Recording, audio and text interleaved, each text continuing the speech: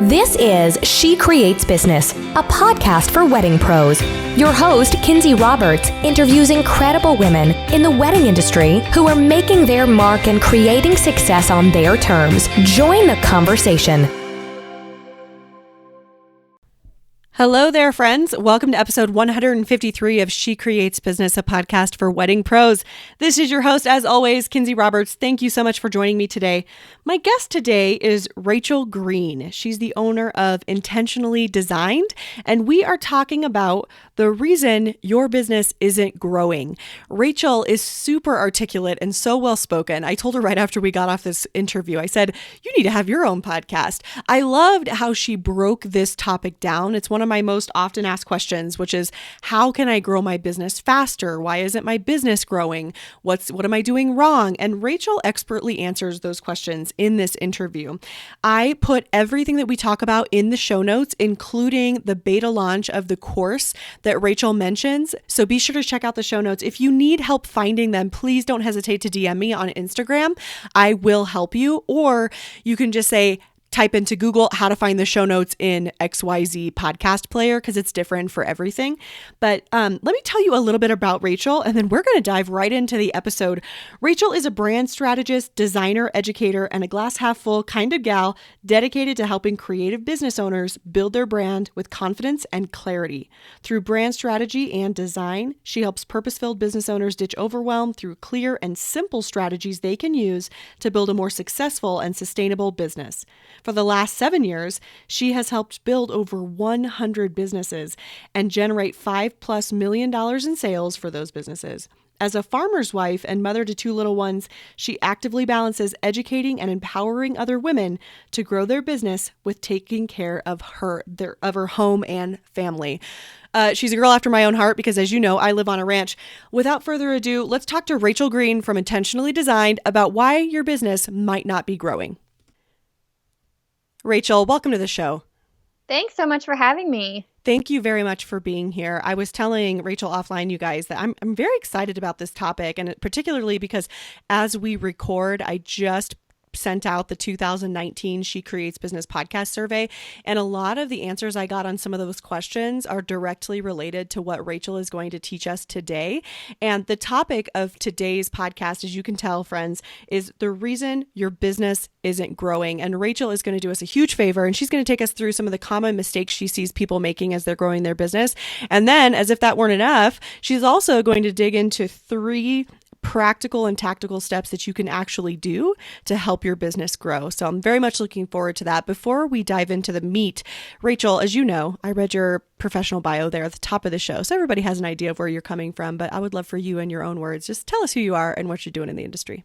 Yeah, so basically I help both emerging and experienced business owners to build a brand that is going to kind of bridge the gap between strategy and design, so they can really start to grow their business with confidence and clarity. And kind of what that means is I help people with brand strategy, their brand design, and website design and marketing design. And I really love focusing on bridging that gap between the strategy and the design, and really helping people bring the strategy, first of all, making sure they have the strategy, and then bringing that through the design so that it all makes sense and it actually works really well for them. And I actually started my business a long time ago, designing wedding stationery and invitations and stationery and things like that. So I had my little dabble in the wedding industry in the beginning, and then I started shifting and focused more just on helping people with branding and websites and things like that. So for the past, I think almost 8 years, I've been in business doing this, and just really love to work with other business owners to help them grow their business. And do you find yourself working with a lot of wedding professionals because you were in the industry, so you know it?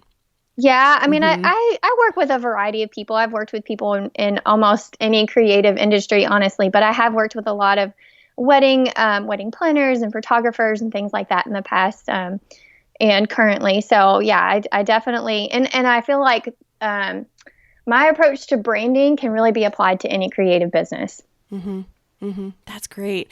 And I saw on your website that you've worked with a lot of different third-party entities. And so the Rising Tide Society was one of them, which we all know very well. And I'm excited for you to chat about this because not only have you personally been in the wedding industry, but you've also had your hands in so many other businesses. And I personally believe that if I think any business owner should do this, but I'll talk specifically to my wedding pros because that's what we are. But I think it's so important to look outside of our own industry to get inspiration and to see what we might be able to do in our business. Do you agree with that instead of just kind of staying mired in the same old? Absolutely. Because I do feel like any business owner, you can get so stuck in your own industry and kind of try to follow what other people are doing and you might have friends in the industry and talk to people. And I think that it's really easy to just kind of get stuck in that and not realize, kind of get that outside perspective and realize all these other things you could be doing or a different perspective of something, a different take on something, a different way to try something. I definitely agree with that. Yeah, I'm with you. Well, let's talk about this. I just wanted to kind of dig right in. We're talking about the reason your business isn't growing. Who has not asked themselves that question at one point or another? Whether or not you've been in business for multiple years, if you're just starting or you haven't started yet, but you want to, I think we all go through periods and seasons in our business where we feel a bit stagnated or we feel like we're not reaching milestones. So talk to us about the common mistakes you see people making that are keeping them stuck. Yeah, I mean, I agree with you. I think that at any stage of business, you can feel like this. I've experienced it myself, even after so many years in business, that you just get to a point where you feel like you get stuck and you can't really figure out what you're doing wrong to be able to grow your business. And one of the things I see people doing wrong the most is focusing on the wrong aspect of building their brand. So a lot of times people will jump into it and try to focus on the design of their brand first, because typically I think people kind of go through this thought process of when they're starting a business or even after they've been in business for a few years, they think, okay, now I need a brand or I need to redesign my brand or my website. I need a website up. Which is all really good, but people tend to focus on the look of it rather than the strategy of it and what it's actually doing for their business. So really quickly, I just want to make sure we are understanding what you're saying. You're saying that people are kind of focusing on the physicality of their brand, like the colors and what their logo looks like, rather than what's behind that brand that's actually making the wheel turn. Exactly. Okay. Yeah, I see that happen so much because you get distracted by the pretty stuff. You want your brand to look the part and to look pretty, especially in the wedding industry when there is so much focus on the way things look and the style of things. I just see people focusing on changing their fonts and their colors and trying to get their website just right. And they keep changing it because it doesn't feel quite right. And they feel like, okay, well, my business isn't growing, so maybe I need to change my website. And sometimes that is the case, but more than likely it's because there is no depth behind what they're doing. They're just making surface level changes just because they want it to look a little different, and they're trying to tweak things thinking that's going to fix it. And it's more like putting a Band-Aid on something when they need physical therapy, if that makes sense. They kind of need to go back to the drawing board and focus on the strategy of it first and think about what it is that's behind the brand, behind the look of the brand, and what's actually the basis of their business and who they're trying to reach, the problem they're trying to solve, those sort of things that they need to focus on instead of just the way it looks. I honestly feel like you just punched me in the face in a great way. I'm hanging my head in shame. This has totally been me. No, this is amazing. I feel as if, and you know what, you really hit something on the head when you said that, and I feel like this has a direct, well, two things. I feel like this is a direct correlation to the wedding industry for the reason that you mentioned, which is that our industry is so image focused and look focused and how things look, especially when people are like, how can I attract a luxury client? How can I attract a higher paying client? And they think that, and this could be true, as you mentioned, it could be true. Maybe you do need to up your website game. That's not true. But, I have found myself just, changing things that are so irrelevant. And I have to actively tell myself that, gosh, Kinsey, this is not going to make or break you at all. And the other reason I think, and maybe you disagree with this, but the other reason is I feel like we think we can control that And it's kind of easy. It's like, Yeah. oh, if I change my Pinterest graphics in Canva, because I could do that today, that will be Right. the end all be all. That's exactly it, because I feel like those are easy and they're fun things and people want to do those things. Yes. And I've caught myself in that before too. Like you just kind of get to where you don't know what else to do. You're not really sure what else to do. So you kind of default to, okay, I'm going to change my colors again, and like easy, quick, fun things like that. Like you said, though, you just have to remind yourself this is not really going to make or break your business. Now, I think that you mentioned about people like wanting to reach luxury clients or high-end clients. Your brand design, your website design definitely plays into that. So if you want to reach that type of client, you have to present your brand and your website in that way. So yeah, there are reasons for changing your brand or your website and things like that. But if you don't take the time to think about the strategy first and figure out who exactly it is you're trying to reach and why you're reaching them, how you're reaching them, you're not really going to know what to do with the design of it. Does that make sense? That makes so much sense. Yes. What are some other mistakes? Do you see people making other mistakes as it relates to what they think would be growing their business? This one I feel like is a little touchy. I think that people will dive into custom branding too quickly sometimes. It relates to what I've been talking about, but I think people think that they need that fully custom brand and website right out of the gate, or their business is not going to be successful. And as a brand and website designer, I love working with people in any stage of business, honestly, but I do feel like you don't necessarily need to invest in a fully custom brand and website right in the beginning. And it kind of, like I said, it kind of goes back to where they jump to that instead of thinking about the strategy first. And a really easy way to gain some clarity, gain some confidence, and get momentum in your business before you get to that point is to focus on that brand strategy first and developing all of those things that are the foundation of your business and the back end kind of thing of it, not necessarily the front end pretty part of it. But if you develop that first and start to gain momentum and build your business and grow your business and make money, then you can get to that point where you're ready for custom branding and websites and you are making money to be able to invest in that. This is very much reminding me of the restaurant industry, which I used to work in. The front of the house is what you see as the client, as the customer. So when you go into a restaurant, you sit down at the table, you see wait staff and servers, and maybe you see the maitre d' and the bartender. That's all called the front of the house. That's what you can see with your eye. And you do want it to look nice. You do want your wait staff and your maitre d' and your bartender to be presented well and everything to be running like a well-oiled machine. But what's the back of the house is where the kitchen is. And then that's really where everything is happening, right? Because that has to be a well-oiled machine. You have to be getting orders out on time. You have to keep track of all of your orders. Your wait staff has to work super well back there because orders are coming out very quickly. So that has to be extremely organized. There has to be a process for delivering orders, for accepting orders. And that's kind of what you're saying. It's very, very similar. So if you guys, if you've ever worked in the restaurant industry, maybe that's helping you understand what Rachel is talking about. Yeah, I love that analogy for it. And it's exactly right. There's the front side, the front end of it that you want to look pretty, but it can't necessarily do its job without the back side of it. That's right. That's right. Well, let's talk about those 3 ways that we can actually grow our business. Let's just kick it off.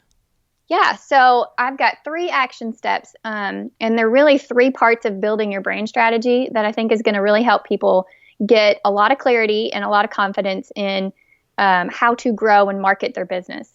So there's 3 questions that you can answer, and you kind of do this on the back end. So it's not necessarily something that you're going to show on the front end, but it's exactly what I've been talking about, creating that strategy that gives you the understanding of your business to be able to talk about it better and communicate better. Mm-hmm. So there's 3 questions you can answer. The first one is, who does your business serve?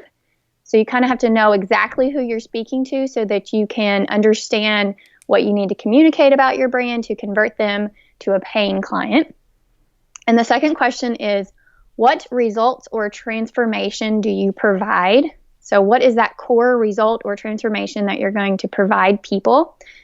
And then the third question is, how do you provide those results? So this is, how do you package up your results into that product or service that people are actually going to buy to get those results? Those are so solid. I'm writing them down right now. I hope you guys are too. What results so I or think, transformation? Yeah, keep going.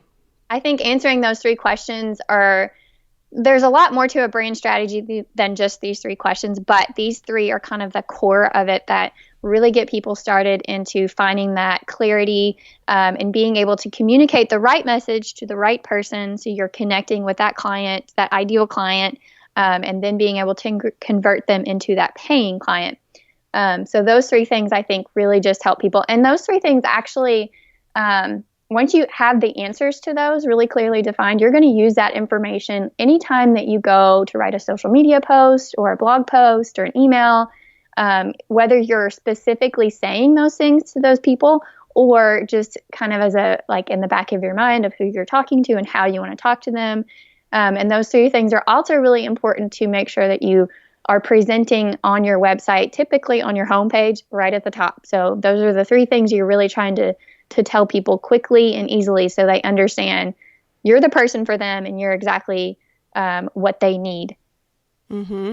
And that's really good. What Rachel is saying, you guys, is of course you're not going to jump on Instagram and say, who does our business serve? Right. Well, maybe you are, I don't know, but that's not what she's saying. What she's saying is keep these 3 questions in the back of your mind. I mean, heck, maybe even put them on the wall in your office or on your computer, particularly once you have answered those questions for yourself. And then always keep them in mind when it's a copywriting tip, when you're creating copy anywhere, which is what Rachel is saying. And so it's helpful just to speak to one person when you're creating copy, whether it be a social media post on Instagram or Facebook, whether it be, even just 140 characters on Twitter, although I think they allow more than that. So don't quote me on that.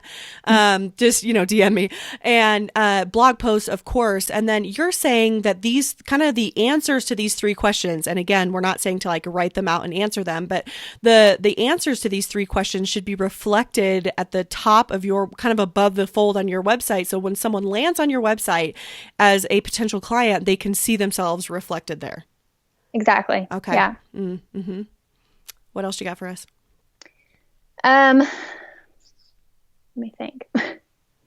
Talk to me about cutting out the noise and the distractions. So I like this question because, especially for number 1, we're saying who does our business serve? This kind of goes back to attracting luxury clients that I was talking about. I feel as if a lot of times I will hear listeners or people who will email me, they're having trouble attracting their quote ideal client. And what they're trying to say is I want to find clients who will pay my rate without complaining, or that people I can raise my prices and feel comfortable with it. At the end of the day, that's kind of what they're saying. Right. And talk to me about kind of how can we answer number 1 and cut out the noise and the distraction so we're not thinking, oh, this person is doing XYZ over here, so that's what I need to do because I think I want their type of client, but you don't really know. Yeah. I think it's really important. We kind of talked about this at the beginning too, where it's so easy to get caught up in what everybody else is doing around you. But you started to mention that you can't necessarily look at what they're doing, even though it might look attractive to you and look like, okay, that's what I want. So I need to just try to copy what they're doing and then it'll work. But it probably won't work the same for you because their business is different, their audience is different, their situation is different. So you can kind of look at other people for maybe ideas and inspiration as far as what kind of client you want and start to get some ideas going in your head. But then you have to put your blinders on and look at your own strategy and think about what's really going to work for your business, who you are trying to reach and how you're going to reach them. And you said something about how people are struggling to actually book those clients. And I think that when people don't have the right focus and they're not staying focused on who they're trying to reach and narrowing that down and keeping that really niche down, saying this is the type of wedding client I'm trying to reach. I'm trying to reach very high-end luxury wedding clients. If they start to look at what other people are doing, that probably isn't going to stay so focused. You'll start to kind of waver in what you're saying to people and it will become inconsistent and confusing.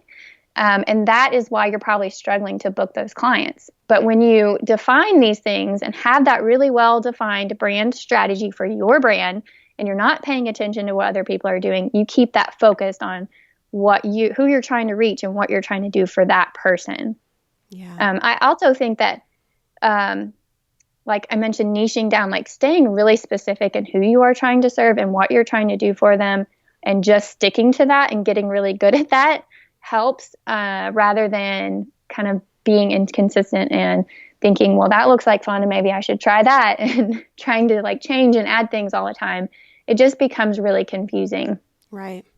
Well, and something I liked that you said earlier in our chat is that you said that and you said it was a little controversial, but I loved it, is that everyone thinks that they might need a custom brand and a custom website straight out of the gate because that's what's going to help them book clients. But I liked that you pushed back on that a little bit and that kind of misconception, because when we're just getting started, or even, in the first couple of years of business, there has to be room for growth and mistakes and trying new things. I think it is so challenging, and it frustrates me a little bit when people think that they have to know their ideal client right away, or even after a year or so. You don't have enough experience to do that, and you're doing yourself a disservice. You are more than that. You're worth more than that, and you don't have to put as much pressure on yourself. Give yourself a runway to try a lot of things, so that when you do move on to that custom branding, you know exactly where you're going, and you can truly niche down, like Rachel is saying. Yeah, exactly. That you said it perfectly, because I do feel like that especially in the first year or two of business, you need to try these things. Yeah. And there's nothing wrong with being able to start with a focus and start with where you think you want to be. But it may not work out. And you might find that there's another gap that you want to fill, or, you might find that you like working with a different client or anything like that. So that's where, like, you totally said it perfectly, that if you invested in a custom branding first thing and didn't have any of that experience, because one of the things I do with my clients is going through this entire brand strategy before I even think about the design, because I want to know who I'm designing for and who they're trying to reach and all of those sorts of things. And if you don't give yourself time to learn that, then you're jumping into that custom branding and investing probably a lot of money on something that may end up needing to change, and you might not be able to reinvest in that, a year later when you realize that you need to focus more. So yeah, I definitely think that the way you said it was perfect. You kind of need to have a little bit of time to test things out, see where your audience is, see what they need from you, see what actually works. And then you'll have a better idea of how to narrow that down. You're so right. I was listening to a podcast the other day, and the woman, I cannot remember what her business was, but she was really successful now and, had grown it up, had been in the industry for many years. But anyway, her point to one of the questions that she got asked, it was kind of like, what would you go back and tell yourself, if you could talk to your younger self kind of question. And she said that she wishes she would have told herself not to be in such a hurry. Not to be in such a hurry to like be great and be successful and be the best and be all the things, and that she would have given herself more freedom and more of a runway to I'm just paraphrasing you guys, basically to make mistakes, to ask questions, to learn, to not try to fake being the smartest person in the room and the best, and like her business was doing great and maybe it wasn't, because when you just start, you get that room. People give you the grace and the room to make the mistakes. And once you reach a certain level, the expectation totally changes, and then you don't get that room anymore. And it's hard to turn back the clock. I'm not saying you can't do it. If you've been in business for 5 years and you're trying to transition, you totally can, but it's not as easy. Yeah, I totally agree with that. So let's say we've answered these 3 questions and we feel really solid with our answers. We feel like we've done an amazing job answering these 3 questions, which again, you guys, I'll remind you, number 1, who does your business serve? Number 2, what results or transformation do you provide? And number 3, how do you provide those results or transformation? The how. So let's say we've answered all 3 of these questions. How can we decide? And we're ready to move on to the strategy, right? We've answered these questions. We're ready to determine what the best strategy is for our business. Do you have a couple of tips for how we can determine what the best strategy for growing our business might be? Yeah, I'm actually in the middle of creating a course called the Brand Strategy Blueprint, which is created for people to do this very thing. So in the beginning, these are 3 things that you can start off by answering without really having to go too far in depth. And these 3 things will shift and change as you continue to grow your business. So in the first year or so, this will probably get even more specific. And then I think once you feel like you have those 3 answers, really well nailed down, then you can move on to building out your brand strategy from there. Like I said, this is kind of the core of it, but there are several other components of your brand strategy, like your brand positioning, your messaging, content, your brand promise, things like that. So you'll kind of take this once you have it nailed down, these 3 answers, and you'll branch out from that to make sure that everything else in your brand strategy is really well defined. And then from there, once you feel like you have that really well defined, you can translate that into the design of your brand and your website. It really hinges on these 3 questions. I feel like they're kind of the nucleus of this whole thing. Yeah. And everything else spreads out from them. I know you're really passionate about streamlining and eliminating unnecessary tasks and delegating. You want that for your clients. Talk to me about why that's important. And then if you could give us 2 or 3 strategies for how we could do that, I'd love that. Absolutely. I think it's so important, mostly because from my standpoint, I have always worked with a very limited amount of time. And I realize that there's a lot of other people in the creative industry that do that as well. I know you have kids, and a lot of people out there are working either part-time or side hustle while they have a full-time job, things like that. And you're trying to do a lot in a little amount of time. So for me, like just from my own personal experience, it became really important to make sure that things were really streamlined and running without me sitting in front of a computer all day. I think I get like 3 hours of work a day, maybe.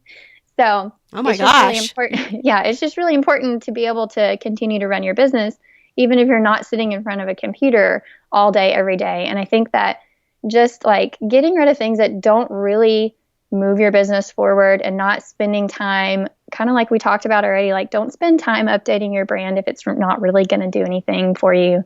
And just like making sure that you can identify the tasks that are actually going to generate revenue, which is obviously what, the bottom line is for all of us. We are in business to make money. So trying to recognize what tasks are actually going to generate revenue for you versus what's going to be kind of a side task or something fun, or it feels like maybe it's really productive, but it's actually not. And I think sorry. Go ahead. Nope, you go. I think the best way to do that is just kind of writing out all the tasks that you do, that you spend time on in your business, and doing sort of a brain dump to write down anything that you spend time on, and then going through it and actually just like crossing things off the list, like either something that you can delegate to somebody or automate through a system or a program, an app or something like that. And then eliminate anything that is just taking up time, but not actually giving you any kind of return on your investment. For example, some things like you mentioned Twitter. I don't even do Twitter anymore because it just was kind of a waste of time for me. I didn't really get any business from it.